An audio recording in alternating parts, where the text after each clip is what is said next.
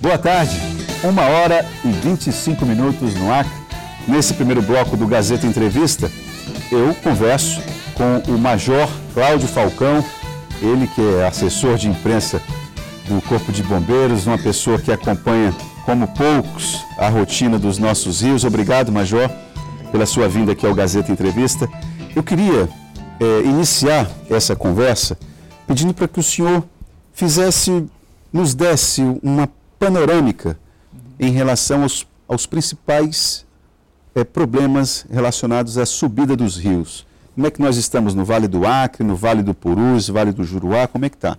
Pois é, na realidade nós temos 4 bacias, né, em todo o estado, que banham todas as cidades do estado do Acre. E na bacia do Rio Acre, por exemplo, onde nós nos localizamos... Região mais habitada? Região mais habitada. Na verdade, nós tivemos agora recente, né, o transbordamento lá em Brasileia e Epitaciolândia, onde foi atingido, no caso de Brasileia, só oficialmente foram 30 famílias removidas, mais 50 famílias atingidas, mas nós temos um número bem maior, na realidade, do que esse, né, haja vista a quantidade de pessoas que foram atingidas lá em Brasileia e também em Epitaciolândia. Então, nesse momento, nós tivemos uma vazante muito significativa de 3,39 metros em Brasileia, saindo da cota de transbordamento e saindo também da cota de alerta. E essa água toda vem para cá, né? Essa água toda vem para cá, mas é uma boa notícia para nós também. Por quê? Porque devido ao tempo que essa água demora no seu percurso para chegar em Rio Branco, a nossa água aqui de Rio Branco acaba saindo também. Então, quando a água chega aqui, desses 3,39 metros, a gente vai ter um baixo impacto na realidade. Mas nós temos um agravante aqui em Rio Branco, que é a questão do Riozinho do Rola, que também está enchendo, jogando água diretamente no Rio Acre e acaba também aparecendo aqui na capital, Rio Branco, né?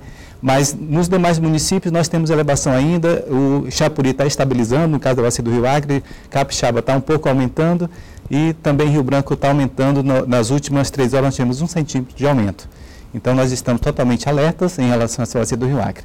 Já a bacia do Purus, nós estamos lá... Região de Sena Madureira. Região de Sena Madureira, de Mané Urbano, nós estamos nos aproximando da cota de alerta. Nós estamos com quase 13,5 metros em Sena Madureira e a cota de alerta lá é 14 metros. Então, também dá uma atenção especial. Em Tarauacá, nós tivemos mais de 1.000 famílias atingidas nos últimos dias, né, agora recente, mas agora também já saiu da cota de transbordamento e saiu da cota de alerta. Então, já está mais tranquilo em relação a Tarauacá. E lá no Juruá, nós tivemos também, batendo na cota de transbordamento, mais de 2.000 famílias atingidas em Cruzeiro do Sul, mas houve uma retração bastante significativa também. Nós amanhecemos o dia hoje com 12,54 metros, saindo da cota de transbordamento, porém, permanecendo na cota de alerta. Então, no geral, é isso que nós temos, né? Mas, nesse momento, o transbordamento se refere apenas a Rio Branco. Nos demais municípios, nós não temos transbordamento. Agora, comparando com anos anteriores, qual é a fotografia que o senhor vê agora? Você acha que piorou ou melhorou em relação... Porque rio subindo, o nível de rio, nessa época do ano, não é novidade nenhuma para quem mora nessas bandas, né? Verdade. Agora, o impacto disso em função da cidade mal ordenada e mal planejada, em função da ocupação que é feita de forma desordenada, essa é que é a questão. É o que eu queria que o senhor comparasse esse ano de 2020, comparado a anos anteriores, nós melhoramos ou não? Bom, na realidade, nós temos o crescimento da população em todos os níveis, em todos os municípios. Isso é um fato, na realidade. E também, especialmente agora no ano de 2020, nós vemos um período atípico em relação às chuvas desde outubro de 2019. Ou seja, são 3 meses de chuvas acima da média. Isso elevou o nível dos rios. Inclusive, nós passamos da cota de alerta aqui em Rio Branco ainda no mês de dezembro, né? E nós costumamos dizer o seguinte... Isso é incomum. Isso é incomum para o mês de dezembro. Isso é incomum. Não é uma coisa extraordinária, porque nós já tivemos outras situações, mas é incomum. Como é incomum também no final de 2018 ter uma enchente lá no Juruá. Isso também é incomum no mês de novembro, inclusive. Então, é bem complicado. Agora, o que nós costumamos dizer, tá, é que as chuvas, a quantidade de chuvas que nós recebemos na cidade, na capital Rio Branco e também em todos os outros municípios, elas geram o aumento de nível dos rios. Mas isso é apenas uma das consequências das chuvas. Nós temos outras. Aí sim, tem a afetação da população. Aqui em Rio Branco, por exemplo, nós estamos na zona rural pontes que já estão interditadas pelo volume de água dos igarapés, né? Nós temos, sempre que chove, nós temos a questão também de alagamentos de ruas, nós temos deslizamentos de terra, temos quedas de muro, nós temos quedas de árvores, nós temos destelhamento de casas, tudo isso é gerado pelo transtorno das chuvas. Então, no ano de 2020, né, o poder público tem dado a sua resposta, evidentemente atendendo as comunidades, mas nós já estamos entrando no ano com uma situação bastante intensa em relação às chuvas e às suas consequências. Bom, você falou a respeito da questão dos fatores de elevação do nível dos rios. Por que o senhor não citou, por exemplo, a destruição das matas ciliares? Esse problema melhorou na sua avaliação ou não? Como é que... Na realidade, as matas... vocês têm visto? Pois é, as matas ciliares, especialmente na capital, praticamente não existe, né? As margens dos rios. E ao longo do tempo, vem se deteriorando pela ação humana os rios, isso é um fato. E também os igarapés. Nós temos igarapés em Rio Branco mortos, né? Mortos justamente pela causa da poluição, né? O fator de cuidado, a grande volume de lixos. Já foram feitas várias campanhas de limpeza de igarapés aqui de Rio Branco, do Rio Acre também, inclusive com a participação do Corpo de Bombeiros e as demais secretarias, tanto municipais quanto estaduais, mas também nós vemos que tem uma agressão muito grande. Isso é um fato, que a ação humana ela acaba gerando transtornos e prejuízos para as pessoas. A questão dos alagamentos nas cidades, nós temos uma rede de drenagem que é pequena para a quantidade de ruas que nós existimos, mas também que existem, mas nós também temos a ação humana que joga-se lixo e com isso faz que tampe os bocas de lobos, a drenagem em geral, causando transtornos. É um fato que a ação humana contribui bastante para esse cenário. Aproveitando esse seu raciocínio, vou aqui aproveitar a pergunta do Farias. Pergunte para o Major se existe a indústria da alagação. Mesmo a cidade tendo mais de 100 anos e as vias de circulação serem estradas, por que isso não se resolve? Ou isso é impossível de ser resolvido? Indústria da alagação, digamos que talvez um tempo remoto no passado, poderia até haver alguma coisa denotada a esse contexto. Né? As pessoas, que houve, né? Na realidade, as pessoas eles acabavam saindo, retirada do seu habitat, e negociava, voltava, às vezes o governo dava uma questão de uma moradia nova e as pessoas acabavam se aproveitando disso. Recentemente, essa situação mudou porque há um monitoramento de voltar para ocupar aquelas áreas de riscos. Então, nesse caso, já diminui, se existiu no passado, mas eu acredito que diminui bastante em relação a qualquer tipo de vantagem nesse sentido. Não, e o próprio poder público, que quando se decreta estado de calamidade, tudo... faz-se compra sem os processos normais, burocráticos, e aí isso abre possibilidade para uma série de malandragens. Também tem isso, né? É isso que ele quer se referir. Entendi. Na realidade, né, é um sistema, é um recurso que o governo dispõe da questão de estado de calamidade, estado de emergência, para poder fazer as ações mais rápidas e atender a população com a maior rapidez. Evidentemente que aí, diante disso, se dispensa determinados processos licitativos e também processos burocráticos para poder agilizar o quanto antes. Agora, Major, o coronel George, no programa Gazeta Alerta, eu até comentei isso aqui com o Edivaldo, trouxe um dado que é interessante. Ele disse que ano passado o nível do rio alcançou 15 metros. 15 metros. E não se chegou a utilizar aquela estrutura do parque de exposição. Verdade. No nível que o rio está hoje, já tinham famílias desabrigadas em tempos passados? Ah, sim, sem dúvida. No nível o senhor tem um número aproximado? Um número aproximado. Por exemplo, nós estamos hoje, agora, nesse momento, nós estamos com 14,29. Então, no passado, com esse número, nós já tínhamos aí mais de 300 famílias já desabrigadas. Mais de 300 famílias? Isso no passado, exatamente. E agora não. Agora nós estamos apenas, nesse momento, inclusive é um dado do Coronel George, 5 famílias desalojadas. Nem o parque de exposição foi ativado, na realidade. Quando se fala desalojada e desabrigada, sempre diferencia que eu sempre confundo isso. Isso. As famílias desalojadas são aquelas famílias que são removidas da sua residência, porém vão para a casa de parentes ou então vão para aluguel. E as famílias que estão desabrigadas, aquelas que não têm parentes para serem abrigadas e necessitam de abrigar nos abrigos que as prefeituras montam.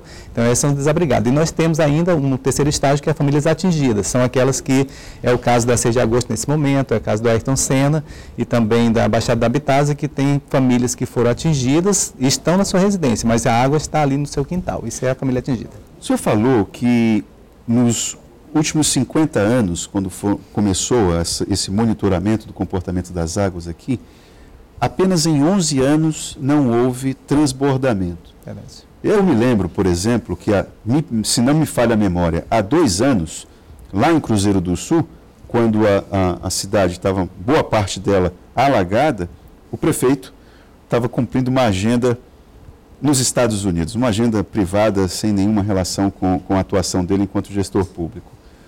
Eu estou fazendo essa pergunta por quê? Porque, ora, se de 50 anos que é feito o monitoramento, apenas em 11 não transbordou, os rios não transbordaram, que avaliação que o senhor faz a respeito do papel do poder público nesse problema específico das enchentes dos rios? Porque, puxa, se é uma coisa que é previsível, é que entre novembro a março e abril é água. Qual é a dúvida? É verdade. E por que o poder público não dá essa resposta adequadamente? Diante desse histórico, né, por isso que o Corpo de Bombeiros, as Defesas Civis, tem um plano de contingência. Nós, Corpo de Bombeiros, nós temos nosso plano de contingência elaborado e sempre é revisado no mês de novembro, que é justamente quando dá sinais de que nós temos sim uma possível enchente.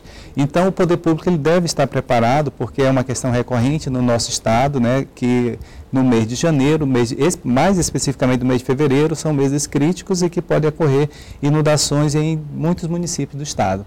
Então, é para isso que existe o planejamento antecipado, para poder fazer frente a essas demandas, e as defesas civis também com o Corpo de Bombeiros, que é a área operacional, né? Nós montamos uma sala de situação, inclusive, no nosso quartel, no Comando Geral, para poder, justamente, ao menor sinal de necessidade, colocar em prática, que é o que está acontecendo agora. Isso vale para o município de Rio Branco e vale para todos os demais municípios, porque nós temos aí nos diversos municípios do estado inundações que acontecem frequentemente e o histórico é altamente favorável para que aconteça cada vez mais. É por isso que as ações de governo, as ações do poder público é necessária que sejam feitas e com antecipação e que no momento que acontece a crise todos estejam disponíveis para enfrentar. Verdade seja dita, é preciso reconhecer, desde a gestão de Raimundo Angelini, prefeitura, para cá, incluindo a de Socorro Neri, a Prefeitura de Rio Branco, ela tem sido ágil.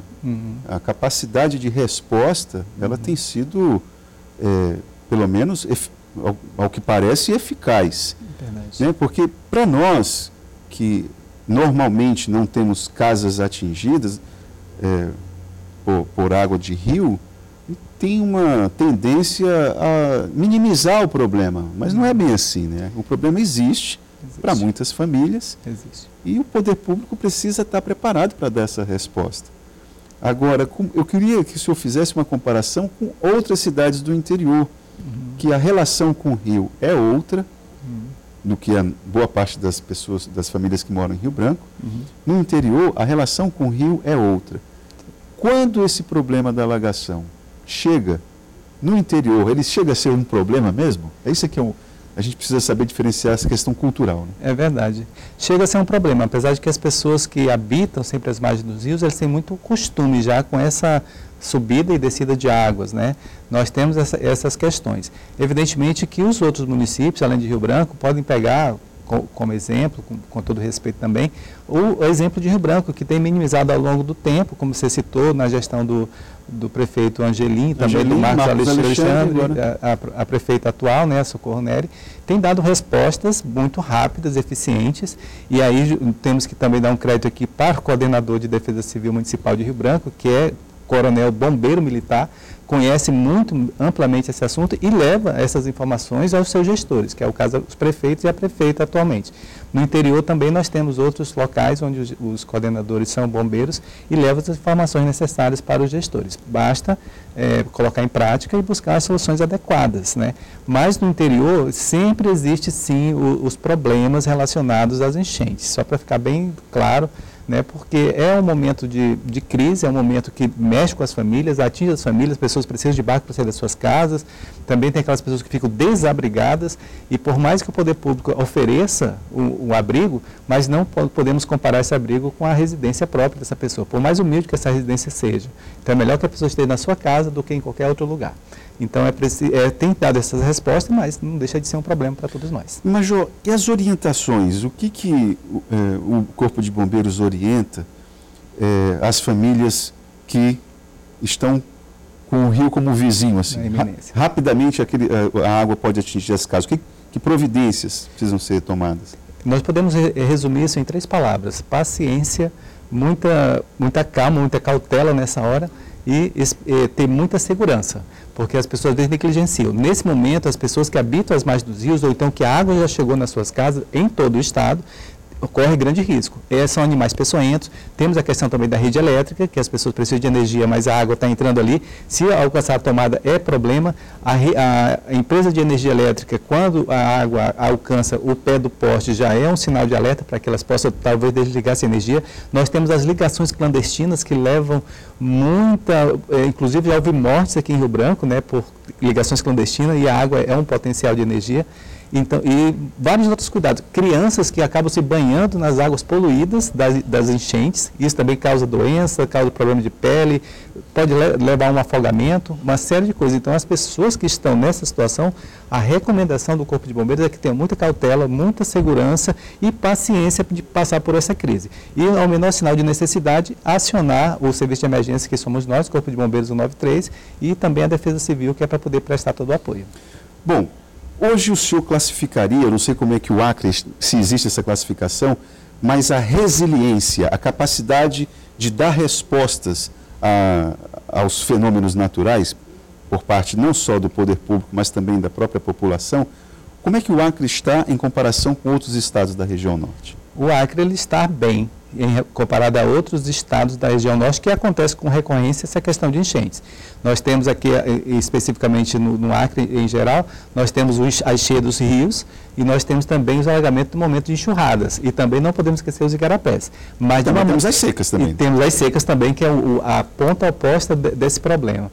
Mas o Acre tem dado as respostas através das prefeituras, né, ali num tom bastante bom, em relação a outros estados, que nós temos muito mais problemas também em outros estados da Amazônia, toda a região norte na realidade. Mas o Acre eu classificaria como uma boa resposta que tem dado com atenção, inclusive, às comunidades que necessitam desse apoio do governo. Não fica feio na foto?